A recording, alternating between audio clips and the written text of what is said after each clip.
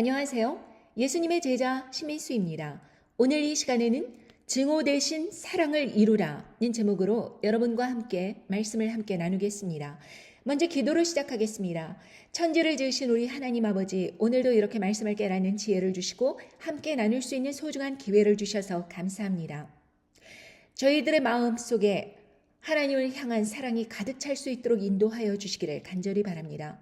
그리고 그 사랑이 넘쳐 사람들을 예수 그리스도께로 이끄는 그러한 사랑으로 넘칠 수 있기를 간절히 바랍니다. 우리들의 삶에 그러한 사랑이 있다면 우리는 자연스럽게 하나님 아버지의 사랑을 외치고 예수 그리스도의 복음을 외치고 그리고 무엇이 잘못되었는가 우리의 삶을 드러내며 간증할 수 있는 그러한 용기로 있는 삶을 살 터인데 우리들은 과연 그러한 삶을 살고 있는가 돌아볼 수 있는 시간이 되기를 간절히 바랍니다. 성령님께서 처음부터 끝까지 이끌어 주시는 시간이 되기를 간절히 바라며 이 모든 말씀 우리 주 예수 그리스도로 이름 받들어 간절히 기도드리옵나이다. 아멘. 지난주에 어마어마한 숫자가 광화문에 모였다고 합니다. 대략 110만 명 정도로 추산되는 그러한 사상 초유의 그러한 기독교인들이 모여서 동성애 차별 금지법에 대해서 반대한다 라는 뜻으로 그렇게 모였다고 합니다. 그러한 법이 제정됨으로 인해서 많은 크리스천들이 더욱 바르게 외쳐야 되는 것을 외치지 못하고 그리고 어떤 말에도 꼬투리를 잡혀서 그것이 법적으로 형량을 받을 수 있는 그러한 위기에 놓일 수 있고 그리고 금전적인 손실을 그렇게 소송당하여 불이익을 보는 일이 발생할 수 있다라는 것을 우려해서 많은 기독교 인사들이 그 일에 참여해야 된다라고 발벗고 나섰다는 것을 알고 있습니다.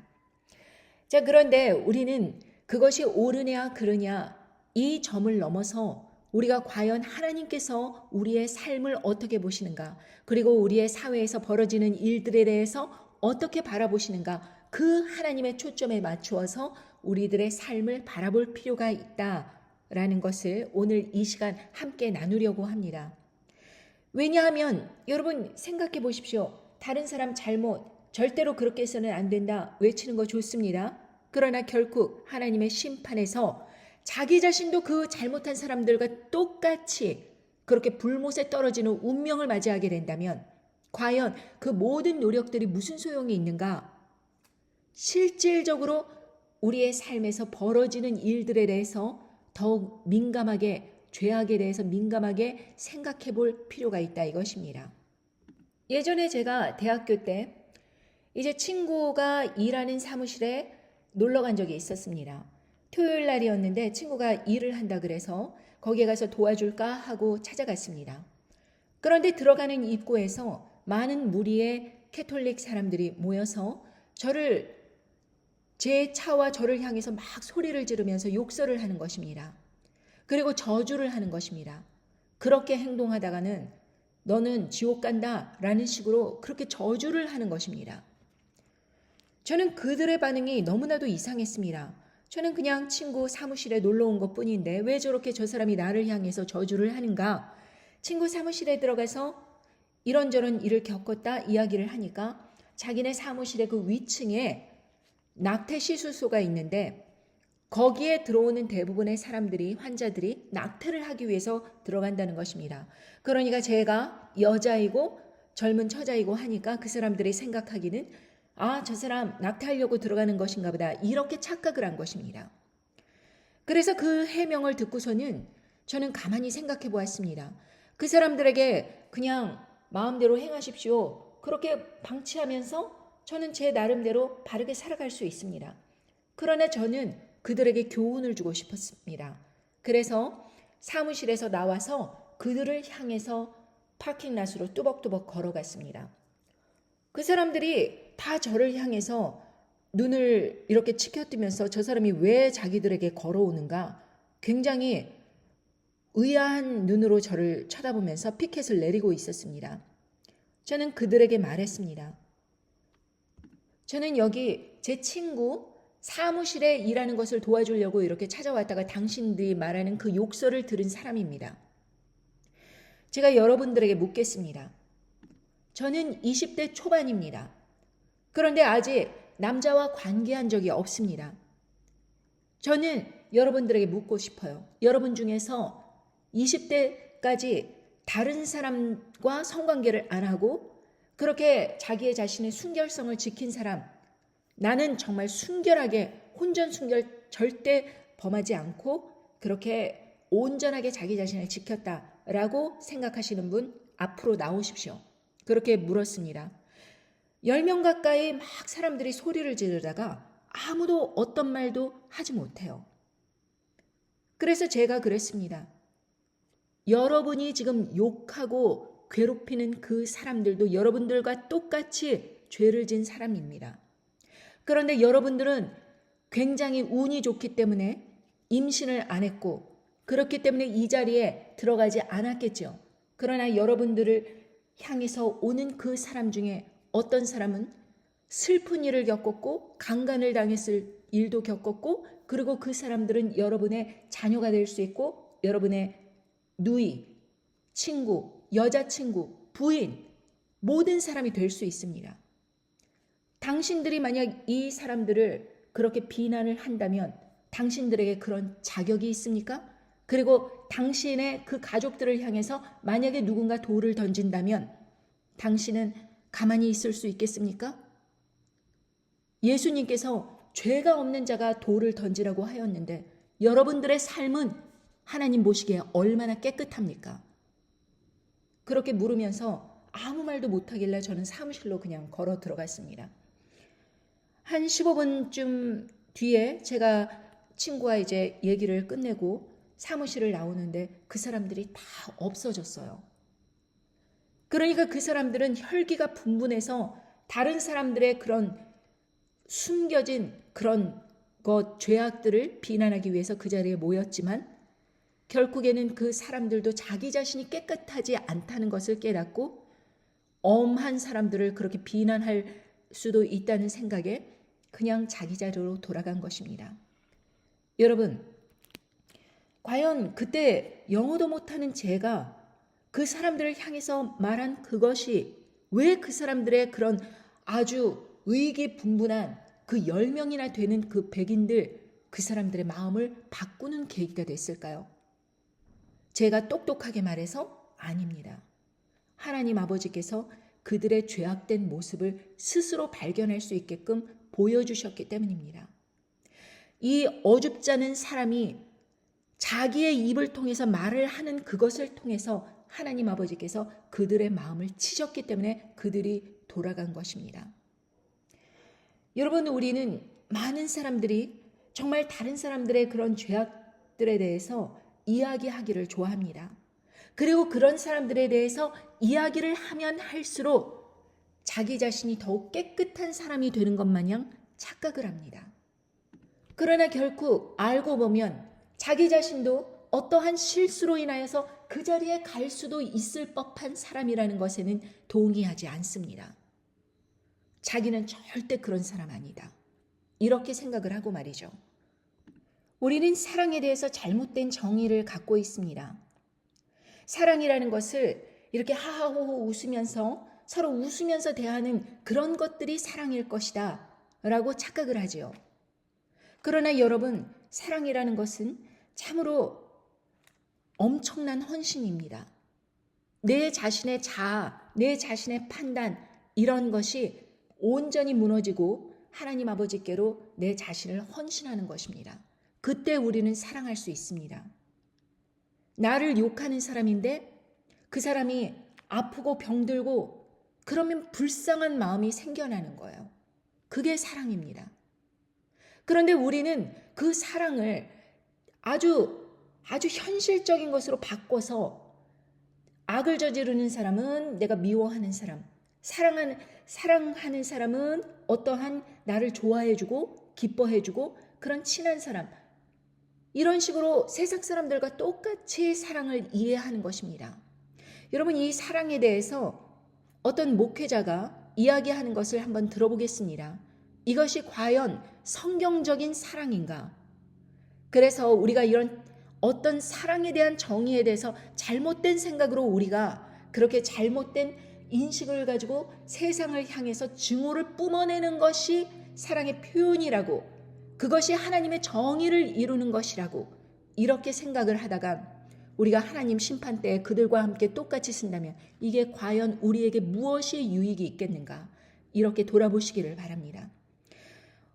오늘 여러분들에게 들려드리는 이 목회자만 그런 것이 아니라 많은 사람들이 이 사랑에 대해서 돈과 결부시켜 이야기를 합니다. 한번 들어보겠습니다. 그런 은혜를 얻게 되면 우리가 해야 될 일이 있다는 거예요.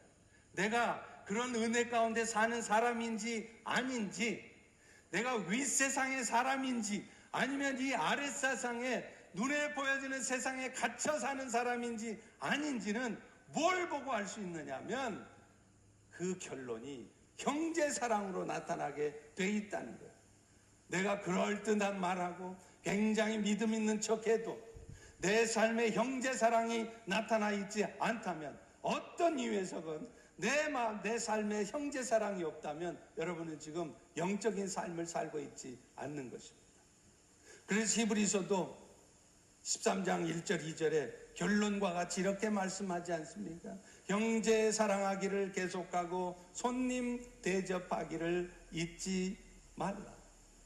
그런데 가만 보면요, 우리 신앙의 결론이라고도 할 수 있는 그 형제 사랑을 못하게 하는 이유가 두 가지가 있더라고요. 여러분도 한번 돌아보세요. 왜 지금 여러분이 형제 사랑을 못하고 있다면 왜 못하고 있나? 그 원인은 그 둘 중에 하나입니다. 첫 번째는요, 돈이라고. 사실 알고 보면 결국 내가 사랑을 못하는 이유가 돈이에요. 돈. 내가 손해보고 희생할 수 있는데 그거 안 하고 싶은 거예요. 그래서 눈 딱 감고 있는 거예요. 뭐 때문에요? 결국은 돈 때문이에요. 내가 손해보고 희생당해도 기꺼이 사람을 상대해낼 수 있는데 그렇게 안 하는 거예요. 관계를 끊을지라도 내가 돈은 잃지 않고 유익은 잃지 않아야 되겠다고 생각하기 때문이다. 그런데 아십니까? 히브리서 13장 5절 6절은 이렇게 답하고 있어요. 돈을 사랑하지 말고 있는 바를 족한 줄로 알라. 그가 친히 말씀하시기를 내가 결코 너희를 버리지 않고 너희를 떠나지 아니하리라. 여러분, 정말입니다. 내가 누군가를 사랑하기 위해서 내가 희생하잖아요. 내가 먼저 손해보잖아요. 하나님은요, 반드시 그 돈을 갚아주십니다. 여러분, 이분이 뭐라 그러십니까? 사랑이 없는 이유 중에 하나가 돈 때문이다 라고 이야기를 하고 있습니다. 자, 그렇다면 하나님은 사랑이시라 이렇게 성경에서 말씀을 하셨는데 돈이 만몬신입니다. 그러면은 하나님이 돈, 만몬신이라는 것입니까? 여러분, 사랑이 돈과 이렇게 연결이 되어 갖고 결국 네가 돈을 내야 우리가 하는 일에 적극적으로 형제 사랑하기를 힘쓰면서 돈을 이렇게 내야 너희가 사랑을 이루는 것이다. 이런 식으로 돈만 내면 이 사랑이 이루어지는 걸로 그렇게 이야기를 하는 바람에 많은 사람들이 사랑에 대해서 곡해를 합니다. 끊임없이 헌금을 강조하면서 뭔가 하나님 아버지의 그 기쁨을 드리기 위한 일을 네가 하기 위해서는 결국에는 돈이다 라고 이야기를 하는 것이죠. 또 다른 목회자의 이야기를 들어볼까요? 잘 들어봐요. 하나님은요, 헌금에 약해요. 절대로 하나님은 사람에게 신세 안 줘요. 여러분들에게 순교적 헌금을 요구하는 건요, 돈이 아니요, 여러분의 마음을 받으려고 하는 거예요. 이해되시면 아멘. 두 손 들고 아멘. 할렐루야. 여러분, 많은 사람들이 아멘 아멘 하면서 할렐루야 이러고 하면서 결국에는 하나님께서 돈을 좋아하신다, 만몬신에 빗대고 있는 것입니다.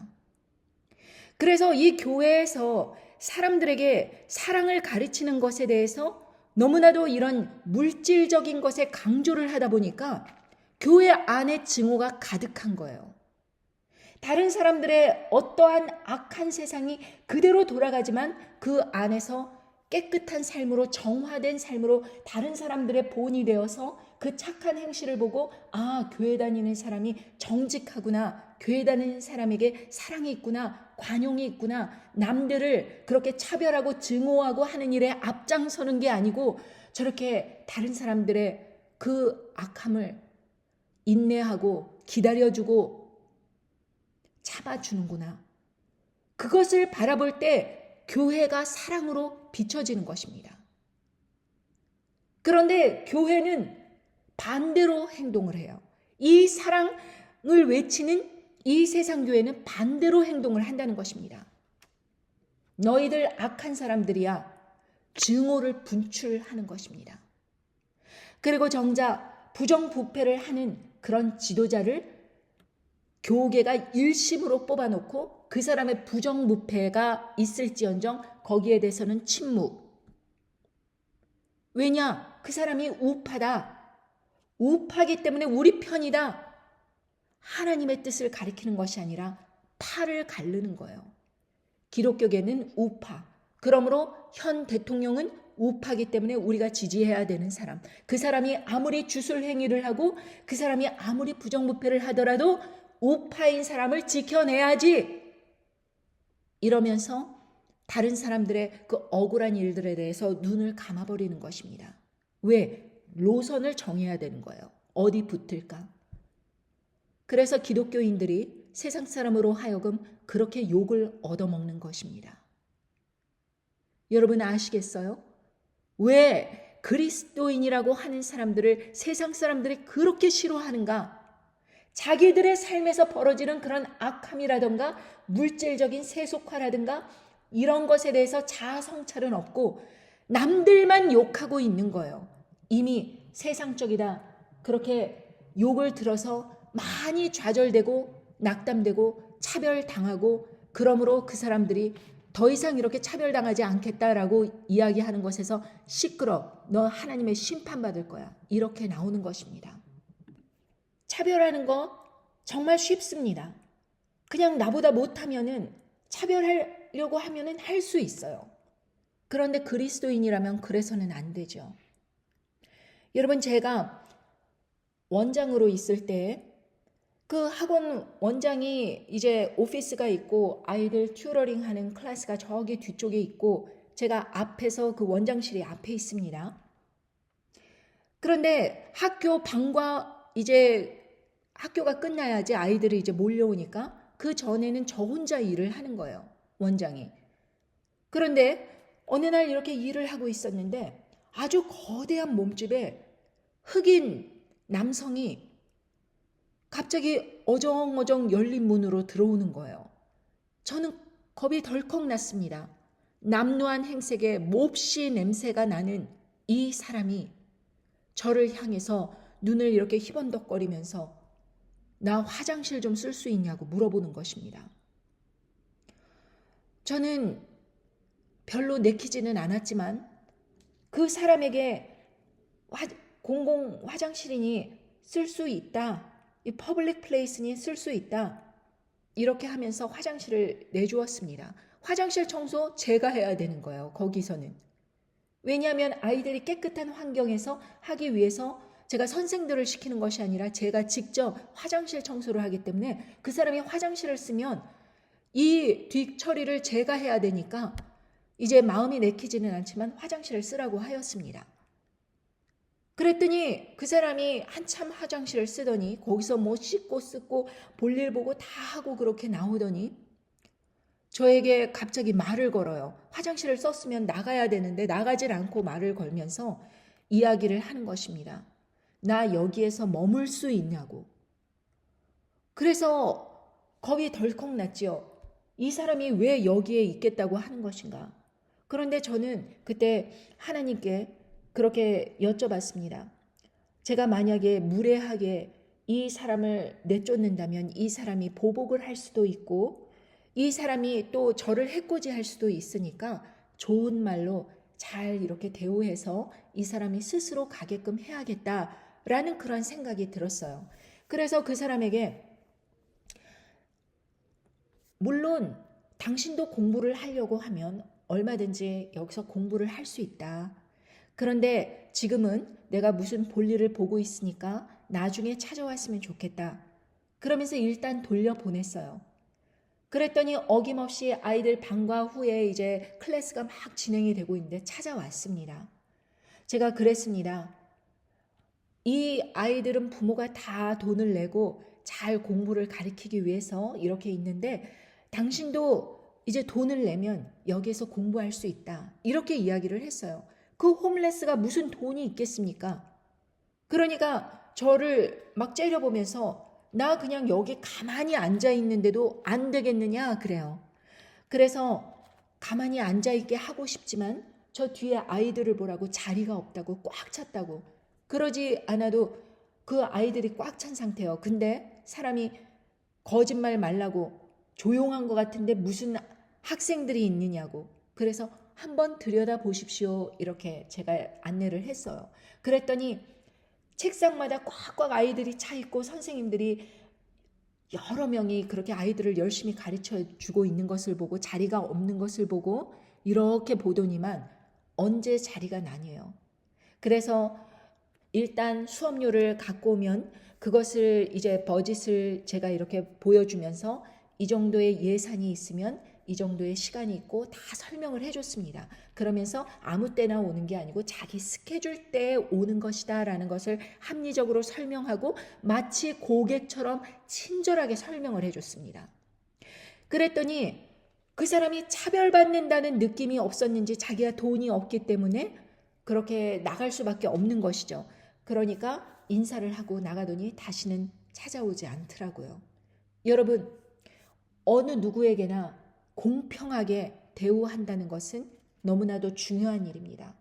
그 사람이 하다못해 딱 보기에 이 수업료를 낼 수 없는 그런 홈레스 사람이라고 할지라도 그 사람에게조차 정중하고 예의 바르게 모든 수업료의 그 짜여진 스케줄과 이것을 보여주면서 친절하게 설명을 해줄 때에 그 사람도 납득을 하고 아, 나는 돈이 없지. 그러고 돌아가는 거예요. 그런데 이러한 차별을 받지 않는다는 것이 얼마나 중요한 것인가. 내가 인간으로서 내가 똑같이 학생으로서 학부형으로서 대접을 받을 수 있는 것이 얼마나 중요한 그러한 인간으로서 대접을 받는 것인가. 이것에 대해서 생각을 안 하는 거예요. 물론 그 사람이 쓴 화장실에서 고약한 냄새가 났습니다. 그 화장실을 청소하고 환기를 시키느라 여러 시간이 흘렀어요. 그러나 그럼에도 불구하고 저는 화나고 정말 기분 나쁜 그것을 그 사람에게 표출하지 않고 정중하고 예의 바르고 웃는 얼굴로 그 사람에게 설명을 해줬을 때 그 사람이 납득을 하고 가는 것입니다. 어떤 사람이 그 동성애자들의 그 결혼식에 대해서 케이크를 하기를 거부했다고 하여서 소송을 당해서 큰 손해를 봤다. 이것에 대해서 세상이 이렇게 타락했다라고 그렇게 단편적으로 이제 전하는 기사만 우리는 받았습니다. 그러나 제가 만약에 그 빵가게 주인이라면, 그 케이크 전문점의 주인이라면 저는 이렇게 설명했을 것 같습니다. 그 사람들에게 어떤 취향이 있는가, 두 사람이 그렇게 결혼을 이루게 돼서 참 축하한다. 그러면서 날짜를 딱 보았을 때 아, 기술자가 이러이러한 사정으로 좀 그때 문제가 있다. 아니면 그때 워낙 결혼 시즌이라서 주문이 밀려서 그때는 할 수 없다. 우리가 어디 다른 데를 친절하게 같이 동업을 하는 데를 알려줄 테니 거기에 가서 한번 알아봐라. 이런 식으로 그 사람들에게 친절하게 대하고 손님으로서 대하고 기분 나쁘지 않게 정말 정중하게 거절을 하였다면 과연 그 사람들이 소송까지 하게 되었을까? 저는 그런 의문이 남습니다. 이 세상에 어느 누구도 자기의 죄악 때문에 인간으로서 받아야 되는 그런 것을 정말 받지 못하고 인간 이하의 대접을 받는다든가 짐승처럼 대접을 받는다든가 이러는 것을 원치 않을 것입니다. 이것은 심지어 사람에게만 그런 것이 아니라 제가 예를 들면 어디를 놀러 갔습니다.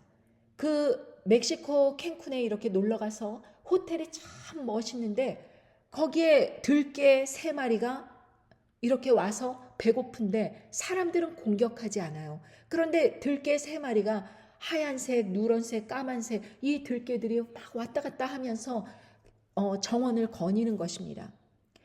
어느 누구도 그 들개들을 쳐다보지 않아요. 혹시라도 물릴까 봐 피하기만 합니다. 그런데 저는 거기가 뷔페이기 때문에 제가 먹다가 남긴 그 스테이크 그것을 갖고 와서 그 들개들에게 주었습니다. 나눠줬어요. 그랬더니 그 들개들이 너무 고마워하면서 꼬리를 흔들면서 먹는 것입니다. 그런데 이 고기가 양념이 돼 있기 때문에 짜지 않습니까? 다음번에 만났을 때는 물을 주고 싶은 것입니다. 그래서 물을 찾다 이제 비닐로 그 백을 발견하고 그거를 물컵처럼 만들어서 그 들개가 나타날 때를 기다렸어요. 그래서 그 들개들을 정원을 거닐다가 보았습니다. 근데 그 들개들을 다른 사람들이 이렇게 뭐 빵가루 같은 걸 이렇게 던져주는 거 그걸 받아먹고 있는데 제가 오니까 막 쫓아와요. 왜? 저는 스테이크를 주잖아요. 그래서 준비해 온 그 스테이크랑 물을 따라서 새 물컵에 물을 따라서 들개들에게 주었더니 사이좋게 나눠 먹으면서 또 제가 참 놀라운 것은 무엇이냐 하면 그 새 덩어리를 가져왔는데 한 덩어리를 이렇게 땅에 떨어져 있는데 다른 개가 못 먹었어요. 그러니까 그 2마리 개가 자기 걸 다 먹은 다음에 그걸 덥석 먹을 수 있지 않습니까? 그런데 그러지 않아요. 다른 개, 못 먹은 개가 그 덩어리를 먹을 수 있도록 기다리고 있습니다. 그래서 그 개가 오니까 덩어리를 먹고 또 다른 개는 물을 먹고 제가 이것을 보면서 개들도 심지어 그렇게 돌아다니는 들개들도 사랑하는 마음이 있구나. 그런 것을 깨달았습니다. 씻지 못하고 더러워 보이지만 제가 맛있는 것을 준다는 것을 알고 저를 쫓아서 오는 그 들개들을 바라보면서 여러분 사랑이라는 것은 어느 누구에게나 받을 자격이 있다라는 것을 기억하셔야 됩니다. 증오하면서 돌을 던지는 대신 그 사람에게 너도 인간이니 인간스러운 대접을 받을 자격이 있다라는 것을 인정하고 넘어가는 것입니다. 그리고 나도 자칫 잘못 판단했으면 저런 악한 상황을 처할 수 있을 법했는데 그래도 적어도 나는 하나님의 은혜로 인하여서 내 안에 성령님께서 사시는 고로 내가 하나님 아버지를 믿고 따른다는 것 이것을 귀하게 생각하는 것입니다. 사랑은요 세상 교회 목회자들이 가르치는 것처럼 돈이 아닙니다. 사랑은요 하나님의 사랑을 내 마음속에 품고 그 사랑을 나누는 것입니다. 나도 내가 하나님의 심판에 전한다라는 이유 때문에 다른 사람들로부터 차별을 받고 욕설을 받고 인간 이하의 취급을 받고 저주를 받고 하는 것 싫습니다. 그렇기 때문에 내가 다른 사람들에게 나와 다른 의견을 갖고 있는 사람들에게 그렇게 악하게 욕하고 차별하지 않는 거예요. 여러분 그 사람들의 악함을 내 삶으로 끌어들이라 그 뜻이 아닙니다. 다만 너의 악한 면은 그렇게 살다가는 하나님의 심판을 받지 나도 똑같이 심판받을 사람이었지만 하나님의 사랑으로 예수 그리스도의 보혈을 통하여서 죄가 씻김을 얻었다. 그러므로 인해서 내가 너의 마음을 이해하지. 그러나 내가 하나님의 은혜를 받은 사람으로서 더 참아주고 더 용서를 하고 더 나를 괴롭히고 핍박을 한다 할지라도 내가 그것을 품고 넘어가는 것입니다. 이 사랑이 돈이라고 가르치는 이 목회자들은 이 사람들로부터 제가 어떤 대우를 받았느냐. 정말 중국 선교를 가서 이런 일 했다 저런 일 했다 막 자기 자랑을 하고 그렇게 하길래 저는 이분이 굉장히 사랑으로 가득 찬 분인 줄 알았어요. 늘 그분의 CD를 듣고 그랬던 터라 제가 어느 날 진짜로 심각하게 하나님 아버지의 말씀을 세상에 전해야 되는데 내가 이렇게 담대하지 못하게 맨날 먹고 사는 일에만 치중해서 되겠는가 이렇게 생각을 하면서 저는 그 목회자에게 연락을 하였는데 그 연락이 이루어졌습니다. 그때 당시에 저는 6시간 동안 눈에 그 차가 묶여서 빨간불 들어왔죠. 화장실 가고 싶죠. 고속도로 선상이죠. 정말 앞이 깜깜한 상황이었습니다. 저는 하나님의 아버지의 말씀을 전해야 될까, 아니면 이 직업을 때려치고 하나님 아버지의 말씀을 전하는 일에 제 인생을 투자해야 될까, 아니면 이 일을 계속하면서 어떻게 책을 갖다 판매를 해야 될까, 여러 가지 기로에 놓여서 갈등을 하고 있었습니다. 그때 성령님께서 그 사람에게 전화를 하라는 마음을 주셨고 전화를 했습니다. 그리고 연결이 되었습니다. 그랬을 때 그 목회자는 저에게 이렇게 말했습니다. 아유, 자매님, 그냥 대충 기도하세요. 기도도 5분만 해, 5분만. 하나님의 뜻이었으면 그게 다 될 건데 안 됐으면 그 하나님 뜻 아니에요. 하나님 말씀 전하려고 뭐 그렇게 하지 말고 그냥 차 팔면서요, 슬슬 책 한 권씩 나눠주세요. 그게 하나님 뜻이에요. 이렇게 이야기를 하는 것입니다. 제가 그때 머리에 망치를 얻어맞은 것 같았어요. 왜 하나님께서 이렇게 타락한 목회자에게 전화를 하라고 하셨을까? 그때 저는 깨달았습니다. 너가 그렇게 존경하면서 따르던 목회자의 실체가 바로 이것이다. 말로는 기도하라, 기도하라, 전심을 다해 하나님을 사랑하라, 자신을 헌신하라, 그렇게 말하지만 결국 돈이 오가지 않으면은 무시하고 조롱하고 비판하는 그런 모습이 바로 이들의 모습이다 라는 것을 저에게 보여주셨고, 제가 그 사람들을 너무 크게 생각하여 내가 하나님 아버지의 사랑을 전하는 것은 너무 작은 일이다, 너무 부족한 것이다, 그렇게 판단하지 않게 그렇게 하나님 아버지께서 용기를 주셨습니다. 그래서 그 이후로 저는 책 출판을 가속하였고 결국 그날이 오면을 출판해서 세상에 내놓았고, 그 후로도 제가 본격적으로 유튜브를 통해서 하나님 아버지의 말씀을 전하게 된 것입니다. 결국 하나님 아버지께서는 이렇게 말씀하십니다. 요한 1서 3장 7절부터 15절에 보면, 자녀들아, 아무도 너희를 미혹하지 못하게 하라. 의를 행하는 자는 그의 의로우심과 같이 의롭고, 죄를 짓는 자는 마귀에게 속하나니 마귀는 처음부터 범죄함이니라. 하나님의 아들이 나타나신 것은 마귀의 일을 멸하러 하심이니라. 하나님께로 난 자마다 죄를 짓지 아니하나니 이는 하나님의 씨가 그의 속에 거함이요 저도 범죄치 못하는 것은 하나님께로 났음이라. 이러므로 하나님의 자녀들과 마귀의 자녀들이 나타나나니 무릇 의를 행치 아니하는 자나 또는 그 형제를 사랑치 아니하는 자는 하나님께 속하지 아니하니라. 우리가 서로 사랑할지니 이는 너희가 처음부터 들은 소식이라. 가인같이 하지 말라. 저는 악한 자에게 속하여 그 아우를 죽였으니 어찐 연고로 죽였느뇨. 자기의 행위는 악하고 그 아우의 행위는 의로움이니라. 형제들아, 세상이 너희를 미워하거든 이상히 여기지 말라. 우리가 형제를 사랑함으로 사망에서 옮겨 생명으로 들어간 줄을 알거니와 사랑치 아니하는 자는 사망에 거하느니라. 그 형제를 미워하는 자마다 살인하는 자니 살인하는 자마다 영생이 그 속에 거하지 아니하는 것을 너희가 아는 바라. 여러분, 형제를 사랑한다는 것은 결국 무엇이냐? 형제가 하나님 아버지의 그 사랑하는 마음으로 무언가를 열심히 하려고 할 때 그것을 도와주는 것입니다. 자, 그렇다면 내가 하나님 아버지의 말씀을 세상에 전파하고 싶고 간증하고 싶습니다 라고 누군가가 이야기를 하면 당연히 당신은 그래야 한다, 그렇게 살아야 한다 라고 말하는 대신에 하지 말아라. 기도도 5분만 해라. 그거 하나님께서 주신 거 아니다. 하나님께서 하신 거면은 벌써 노력 안 해도 저절로 되지 라고 말하는 것입니다. 사랑하지 않기 때문에 그런 말이 나오는 거예요.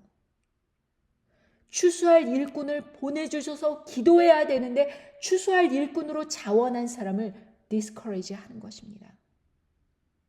추수할 일꾼 안 되겠다 떠나가는 사람을 붙잡아도 부족할 판국에 추수할 일꾼이 되고 싶다 하는 사람을 무시하고 조롱하는 것입니다.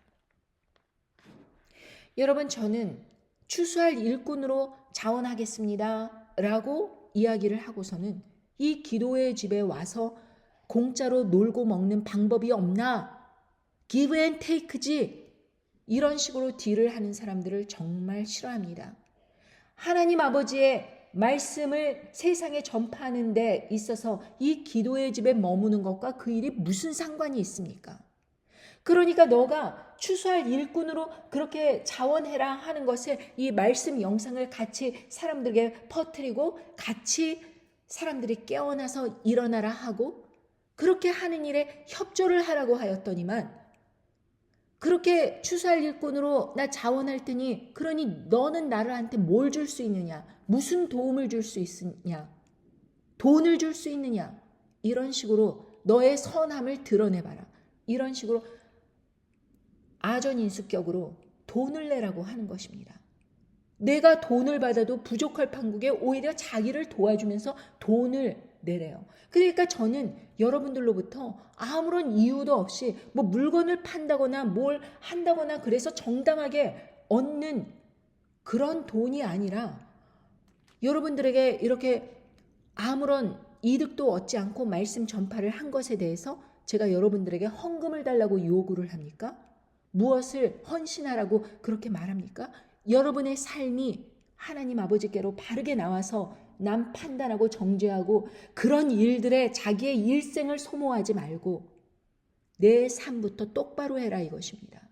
내 삶부터 하나님의 심판에 이를 때 과연 내가 바로 설 수 있는가? 기억하라는 것입니다. 마귀의 자녀들은 항상 가인과 같이 아우 정죄해요.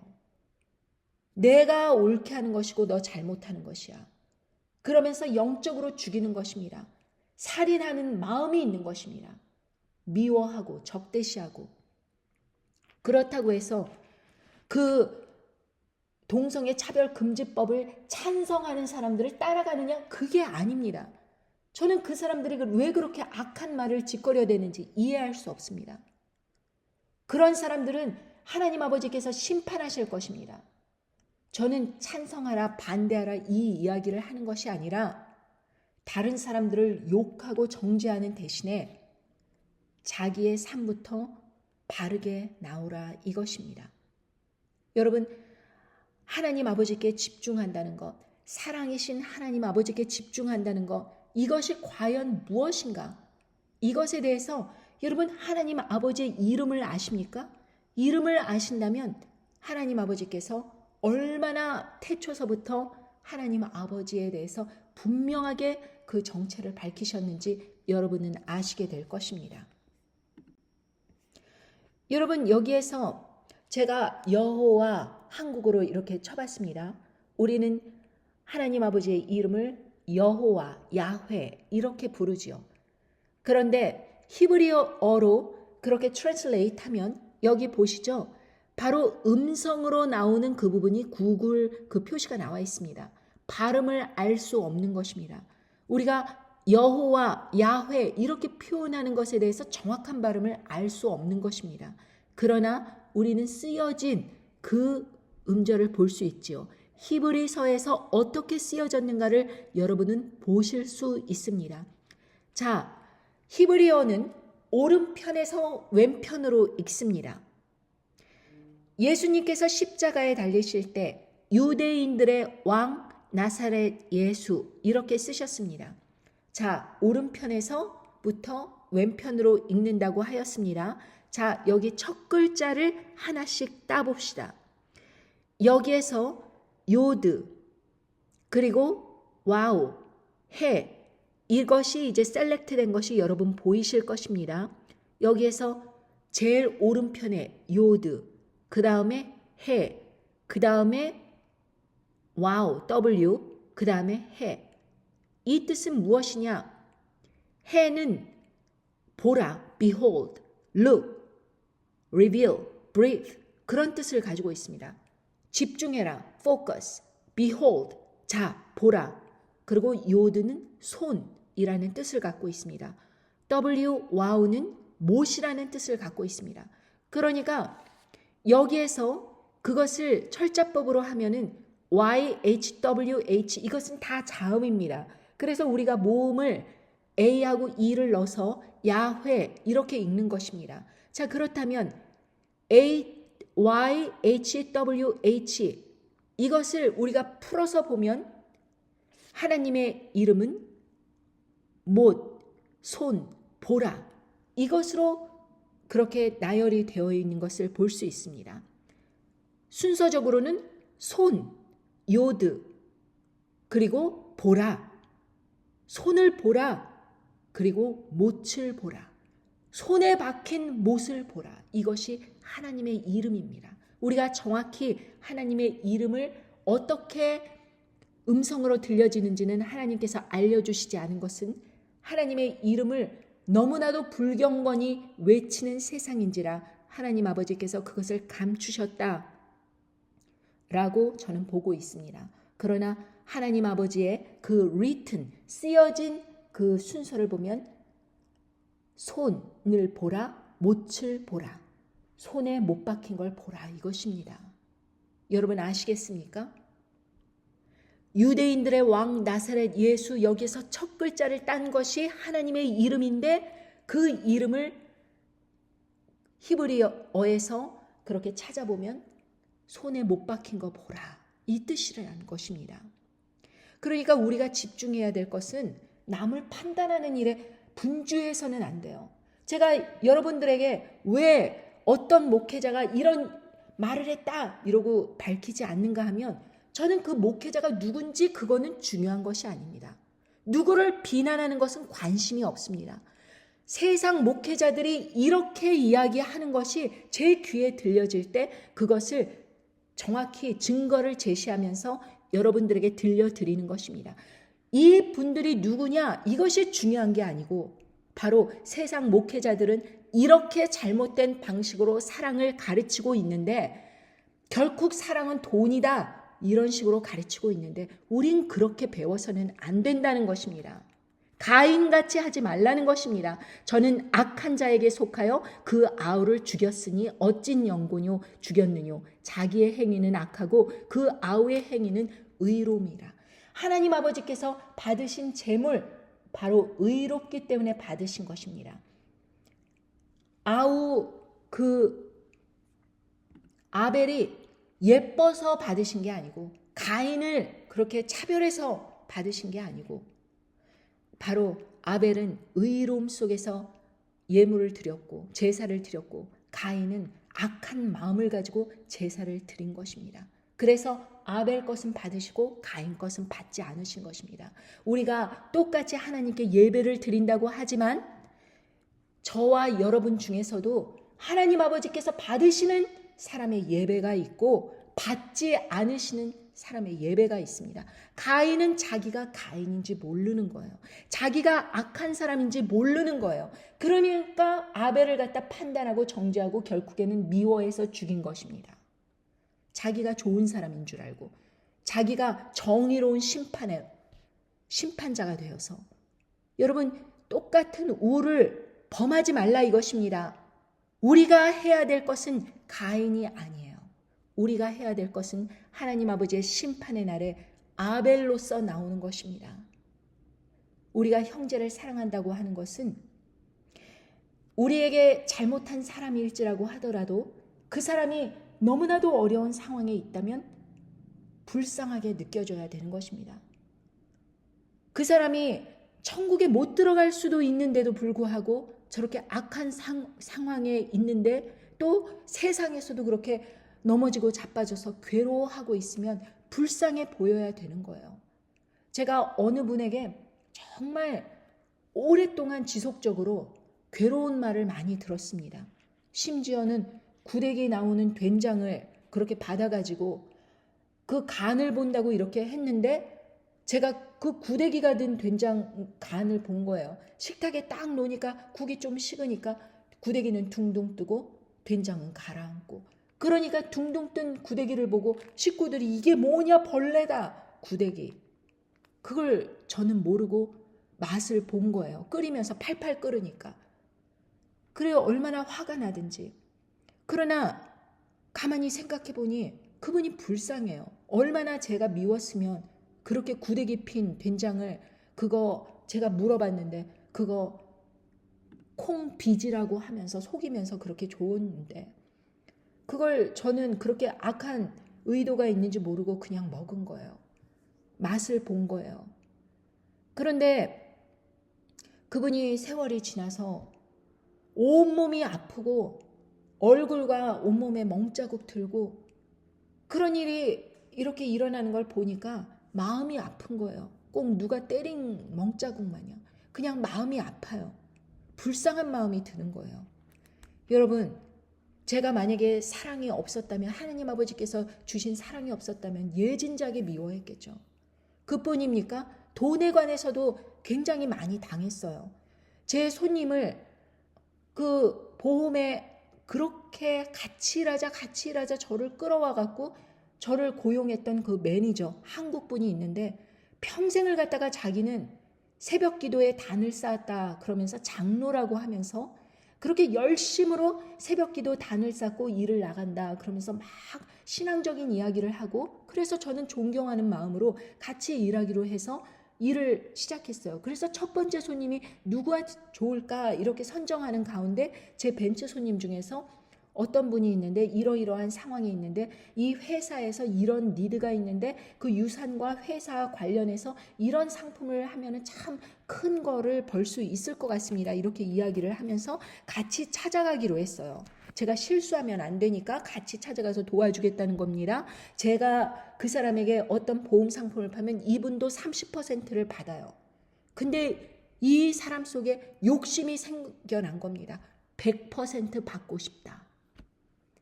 그래서 그 사람 혼자서 몰래 찾아갔습니다. 기도하는 중에 성령님께서 알려주셨어요. 그 사람이 그 손님을 혼자 찾아갔다고. 자꾸 바쁘다 어쩌다 다음번에 미루자 이러면서 미룰 때 저는 알았습니다. 그래서 그 손님에게 직접 전화를 해서 확인을 했습니다. 그 사람이 와서 보험 상품을 팔았다. 그래서 그것도 부족해서 보험회사에 전화를 걸어서 이러이러한 손님, 최근에 보험을 누구로부터 산 거 맞습니까? 확인을 했더니 그 보험의 그 회사의 가장 그 디렉터 높은 사람이 얘기를 해줘요. 그 보험으로 인하여서, 그 보험 판매 한 건으로 인하여서 그 사람이 받게 될 돈이 자그마치 1억 6천이라는 것입니다. 평생 1년 동안 벌을 수 있는 그거를 갖다가 한 번에, 평생 이런 큰 건수는 있을까 말까 한 그런 건수를 제가 소개한 그 손님에게 정확히 그 상품을 가지고 혼자 찾아가서 자기가 판 거예요. 그래서 여러분, 제가 기도하면서 어떻게 했는 줄 아십니까? 하나님 아버지께서 그 사람에게 3번 물어보래요. 그 손님을 혼자 찾아가서 보험 상품을 팔았느냐 물어보라고 하십니다. 그게 전부인가? 복수가 그게 전부인가? 3번 물어보는 게 전부인가? 저는 의아했지만 순종했습니다.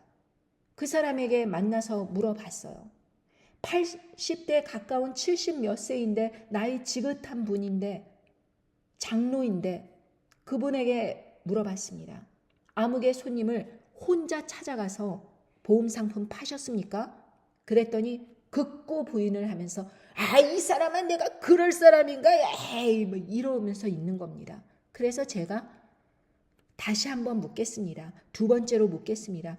그 보험 상품을 혼자 찾아가서 팔았습니까? 그 손님에게 이렇게 물어봤습니다. 그랬더니 그 사람이 아이고 신경 쓰지 말고요. 신민수 씨는 이제 앞으로 손님을 계속 이렇게 창출하면 내가 도와줄게요. 그 사람 잊어버려요. 그 사람 관심 없어요. 막 이러면서 그러는 것입니다. 그래서 제가 똑같은 질문을 다시 하면서 요번에는 제 간증을 그때 하였습니다.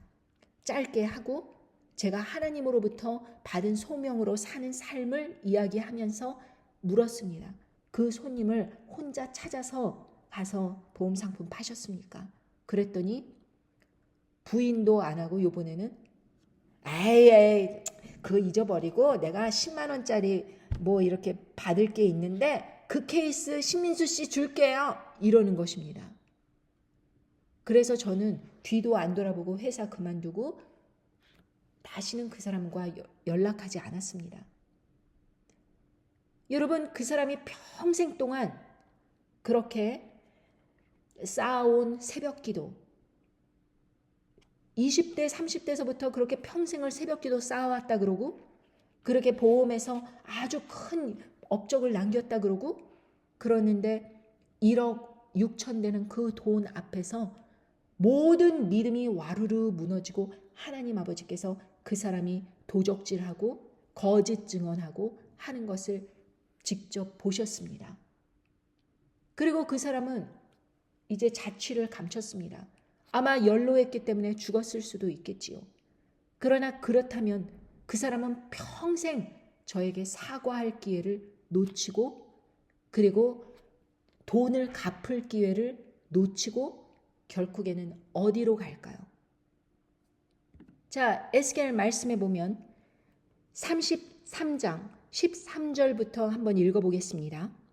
에스겔 33장 13절 가령 내가 의인에게 말하기를 너는 살리라 하였다 하자 그가 그 의를 믿고 스스로 믿고 죄악을 행하면 그 모든 의로운 행위가 하나도 기억되지 아니하리니 그가 그 지은 죄악 중 곧 그 중에서 죽으리라.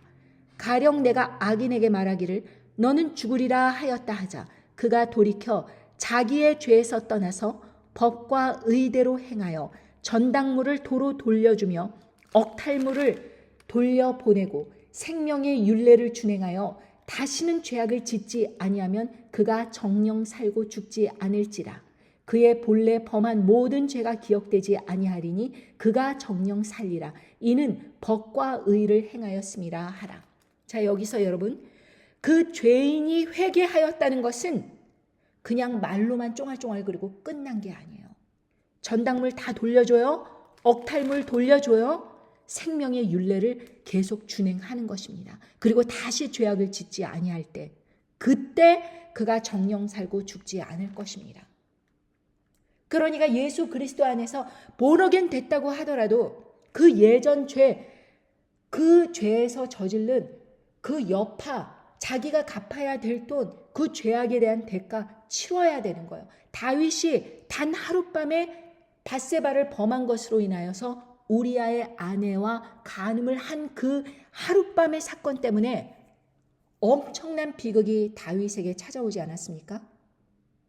다윗의 큰아들 압살롬이 아버지를 대항하여서 그 첩들을 대낮에 강간할 뿐만 아니라 아버지를 왕권에서 쫓아내고 그 아들을 피해서 이리저리 숨어다니고 결국에는 그 압살롬이 죽고 밧세바가 낳은 그 첫아이 그 사이에서 낳은 아이도 죽고 아들을 둘이나 잃었습니다.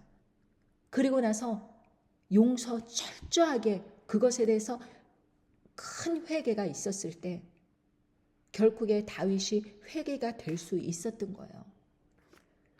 아무런 죄에 대한 그런 아무런 보상 없이 그냥 입만 나불거려서 내 죄 다 떠나갔다. Too good to be true. 십자가에 왜 못 박힙니까? 입만 나불거린다 그러면은 왜 12제자들이 다 그렇게 순교를 당했어요? 그리고 이 세상에 벌어지는 순교는 왜 죽음을 대신해서 믿음을 지킵니까? 믿음을 지킨다는 것은 이렇게 죽기 살기로 믿음을 지키는 것입니다. 그러니 도둑질한 사람, 간음한 사람, 이런 사람들이 여러분 무사할 수 있겠습니까? 예수님 믿는다, 가르친다 하는 사람들이 그렇게 하는 것이 과연 하나님 보시기에 용서가 될까요? 어떤 사람이 새롭게 하소서 간증에 나와서 온갖 이야기, 아름다운 이야기를 막 하고 그러면서 자기가 얼마나 의로운가, 그리고 사람들에게 그렇게 의롭게 살아야지 죄 지으면 안 된다, 이걸 똑바로 가르쳐야 된다, 막 이런 거를 어떻게 해서 이제 자기가 깨달았다고 그러면서 얘기를 장황하게 하고 하는데, 기도원에 들어가서 자기가 어떤 지병이 있는데 그것을 고쳐달라고 이렇게 했는데 하나님 아버지께서 보여주셨대요. 고라의 폐역, 그 사건으로 인해서 땅이 갈라지면서 고라가 땅으로 꺼지는데 그 어마무시한 그 현장이 자기 눈앞에 펼쳐지면서 자기가 거기에 빠지는 그 광경을 목격했다고 합니다.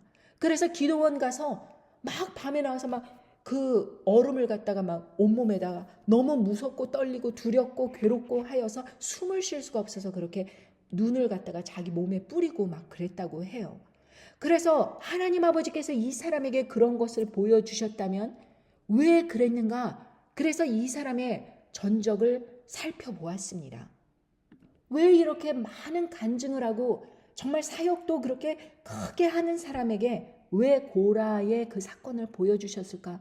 이유가 있을 텐데 요즘에는 구글 시대 아닙니까? 그래서 그 목회자의 이름을 치면서 보았더니 에어 앰뷸런스 코로나 검사 키트, 선교사 백신 접종, 방역 물품 지원, 운영이사 아무개 목사, 부회장 아무개 목사, 여기에 이름이 딱 하니 올려 있는 거예요.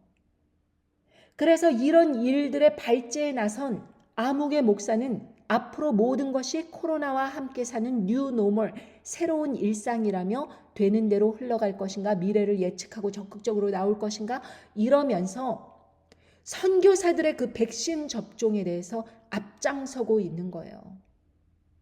그냥 가만히 있으면 중간이라도 갈 텐데 이렇게 음녀 바벨론의 그 사역에 적극적으로 그 사단의 입장을 대변하는 부회장 역할을 하고 있는 거예요.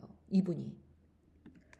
바로 요한계시록 18장 4절에 보면 바벨론에 대한 경고가 나오는데 이렇게 말씀하십니다. 요한계시록 18장 4절 또 내가 들으니 하늘로서 다른 음성이 나서 가로되 내 백성아 거기서 나와 그의 죄에 참여하지 말고 그의 받을 재앙들을 받지 말라. 그 죄는 하늘에 사무쳤으며 하나님은 그의 불의한 일을 기억하신지라.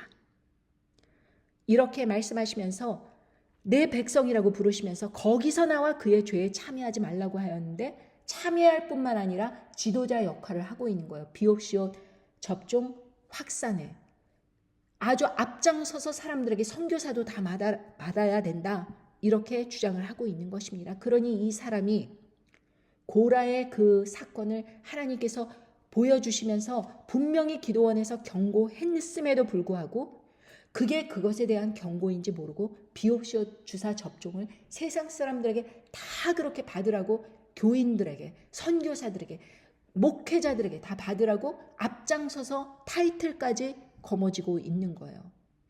그러니 여러분, 하나님 아버지의 심판은 이런 악인들에게 쏟아질 뿐만 아니라 이 악한 사람들을 같이 욕하면서 자기도 똑같이 그렇게 악을 저지르고 있는 그 사람들에게 결국에는 주어질 것입니다. 그러니 우리는 다른 사람들의 그 모든 비리 행각 이런 거를 바라보느라고 눈이 장님이 되어서 자기 스스로의 그 모습은 바라보지 못하는 채로 결국에는 불못에 떨어지고 고라의 폐역 사건처럼 그렇게 떨어지고 그렇게 하지 말고 이제 심판의 날이 다가오니 이제 경고하고 또 경고하고 사람들에게 경각심을 주고 깨우는데 앞장서야 될 것입니다. 광화문으로 나갔다면, 만약에 사람들을 깨우는데 광화문으로 나갔다면, 이 세상에 심판 온다, 너희들 다 회개해라, 그러고 광화문으로 나갔다면, 그리고 자신의 죄를 회개하면서 제가 이렇게 잘못했다고 하나님 아버지께 회개하면서 그렇게 광화문으로 나갔다면 얼마나 하나님의 은혜가 임하였을까. 그러나 자기의 죄를 돌아보는 것이 아니라 그 손가락으로 남을 향해서 지적하고 있는 것입니다. 그러니 여러분, 한 개의 손가락이 다른 사람을 향할 때 바로 나머지 4개의 손가락은 자기를 향해서 있다는 것을 기억하시기 바랍니다. 어제 저녁에 저는 꿈을 꾸었는데 오늘 새벽이죠. 그러니까 그 많은 사람들이 도망치고 정신없고 그런 가운데 저도 함께 그 무리에 쌓여 있었는데 저는 하나님 아버지께서 준비해 주신 그것으로 제 몸을 숨겨서 사람들과 떨어져서 제 혼자 자연 속에서 숨어 있어서 안전하였던 걸 기억했습니다. 왜 사람들이 몰려서 그렇게 서로 싸우고 있는 그 상황으로 삐짓고 들어가는지 이해할 수 없었습니다. 뚝 떨어져서 나온다면 살 수 있는데 왜 그 속 안에서 삐짓고 있어서 그 난리를 치는지 결국에는 다 발각이 되고 다 하나같이 끌려가는 그러한 광경을 목격하는데 제가 정말 답답했던 것은 무엇이냐 하면 왜 사람들이 서로 그렇게 붙잡고 늘어져서 그 안에서 자신의 인생을 소모하고 있는지 저처럼 뚝 떨어져 나와서 자연 속에서 내 자신을 지키고 숨긴다면 발각되지 않을 수 있는데 제가 그것을 깨닫고 여러분들에게 오늘 전해드립니다. 세상 사람들이 뭐라 하건 세상이 아무리 악하게 흘러간다 할지라도 그것에 대해서 장님이 되라는 것이 아니고 이 세상이 그렇게 악하게 치닫고 있으니 이제 심판이 바로 코앞에 다가왔다는 것을 저와 여러분은 오늘도 깨닫고 경각심을 가지기를 원합니다. 감사합니다. 안녕히 계십시오.